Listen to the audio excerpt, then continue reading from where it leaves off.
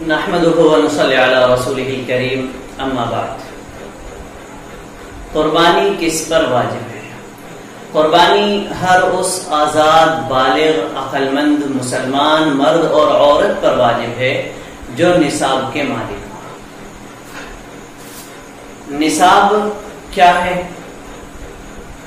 تو نصاب یہ ہے کہ اگر کسی کے پاس صرف چاندی ہے تو 52.5 تولہ چاندی اس کے پاس موجود ہو، اور اگر صرف سونا ہے تو 7.5 تولہ سونا اس کے پاس موجود ہو، اور اگر چاندی اور سونا نہیں ہے بلکہ رقم ہے، روپیے پیسے ہیں، تو اتنے روپیے پیسے اس کے پاس موجود ہوں جس کے ذریعے وہ 52.5 تولہ چاندی یعنی 612 گرام 360 ملی گرام چاندی خرید سکتا ہو، یا اس کے پاس تجارت کا مال موجود ہو، وہ مال جس کو وہ دکان میں بیچتا ہے یا پھیری لگا کر بیچتا ہے، یعنی جو تجارت کے لیے اس نے خرید رکھا ہے، اور اس مال کی قیمت 52.5 تولہ چاندی کی قیمت کے برابر ہے۔ ایک چوتھی چیز اور ہے کہ اس کے پاس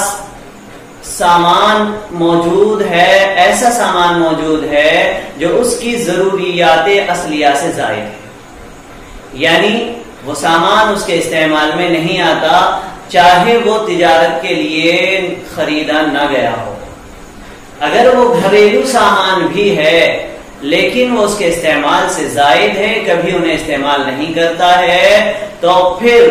ان کی مالیت کا بھی نصاب میں اعتبار ہوگا۔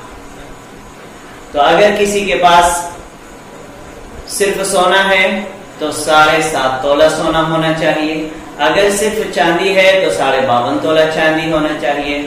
اور اگر روپیہ پیسہ ہے تو اتنے روپیے ہونا چاہیے جو 52.5 تولہ چاندی کی قیمت کو پہنچ رہے ہوں،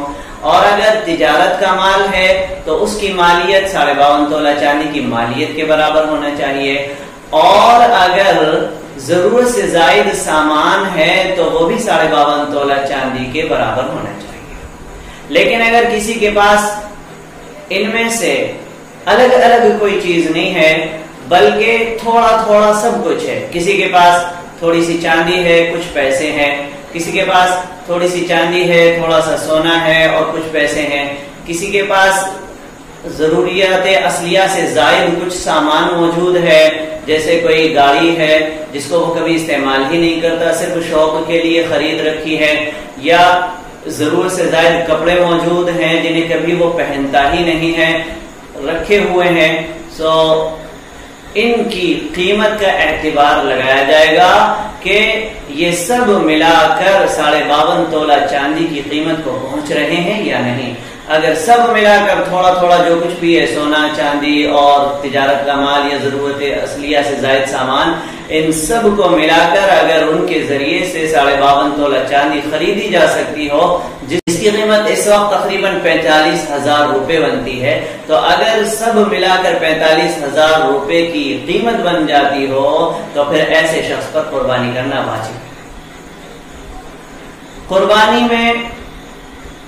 زکوٰۃ کی طرح قرضے کا اعتبار کیا جاتا ہے، یعنی اگر کسی شخص پر قرضہ ہے تو پھر اس کو قرضے کو منہا کرنے کے بعد پھر اگر اس کے پاس نصاب کے برابر مال بچ رہا ہے تو قربانی واجب ہوتی ہے، لیکن اگر قرضے کو منہا کرنے کے بعد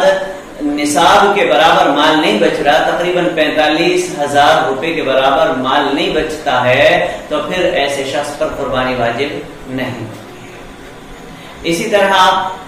زکوٰۃ میں سال کا گزرنا ضروری ہے، لیکن قربانی میں سال کا گزرنا ضروری نہیں ہے۔ اگر کوئی شخص 45,000 روپے کا مالک عید کے دن ہی بنا ہے تو اس کے اوپر قربانی واجب ہو جائے گی، یا 11 ذی الحجہ کو یعنی باسی عید کو بنا ہے تو اس کے اوپر قربانی واجب ہو جائے گی، یا 12 تاریخ کو اس کے پاس 45,000 روپے آئے ہیں، وہ 45,000 روپے کا مالک بنا ہے تقریباً، تو اس کے اوپر قربانی واجب ہو جائے گی۔ قربانی کے لیے سال کا گزرنا ضروری نہیں ہے۔ اگر کسی گھر میں سارا کاروبار والد کے ہاتھ میں ہے، ابا کے ہاتھ میں ہے، اور باقی جو ان کے بیٹے ہیں وہ صرف کام کرتے ہیں اور ساری کمائی جو کچھ ہوتی ہے وہ لا کر والد صاحب کو دے دیتے ہیں، والد صاحب ہی اس کمائی کے مالک ہوتے ہیں، تو پھر ایک ہی قربانی واجب ہوگی والد کے اوپر، اور باقی بیٹوں کے ذمے کوئی قربانی واجب نہیں ہوگی۔ لیکن اگر اس کمائی کے علاوہ بیٹوں کے پاس بھی نصاب کے برابر الگ سے کوئی مال موجود ہے تو پھر بیٹوں پر بھی قربانی واجب ہو جائے گی۔